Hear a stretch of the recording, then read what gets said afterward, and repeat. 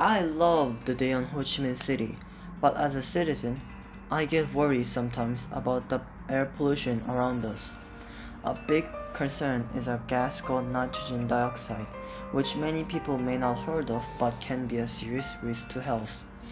I'm in Tao Dien, and this area measures very frequently the high level of that gas. Research has shown that nitrogen dioxide can be a cause of range of health problems, and it can stop growth and cause inflammation within the lungs that will aggravate conditions like asthma.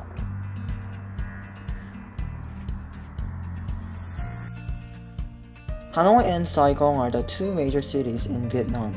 These cities have experienced remarkable change in the past 30 years that have resulted in the economy transforming from the one of the poorest into the middle-income country. The government did not properly consider the consequence for the environment during this economic recovery. Today, it is clear to us that especially in the cities that our environment is in trouble, suffering, not only in the environment but as a citizen as well.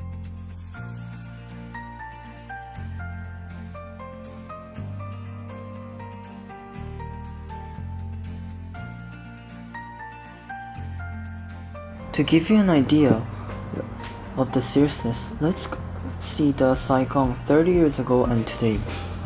1980, here you can see there wasn't as many vehicles, motorbikes and buses on the road in Vietnam.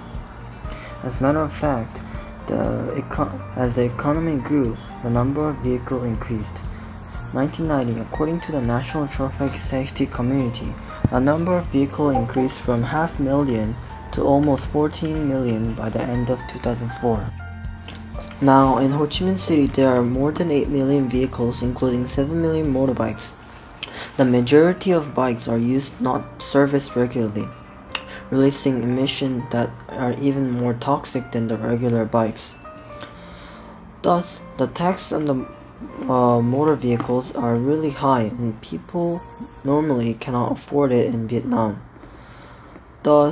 Furthermore, the public transportation is in poor condition, which makes the local foreigners avoid the public transportation.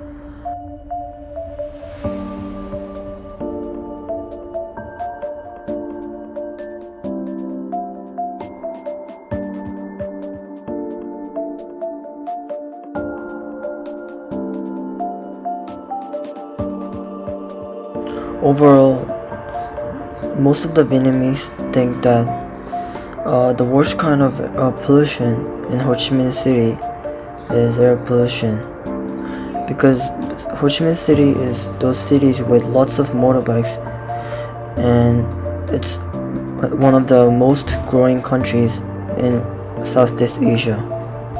For Vietnamese, it is really hard to lose bikes.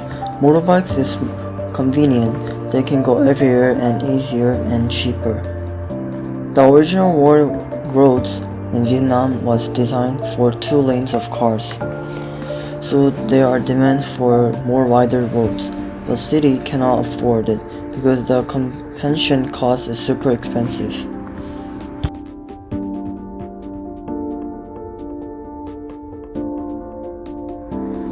For the next generation in Vietnam, and to move on to next class, Vietnam really need to stop using motorbikes and cars. The citizens have to start using the public transportation.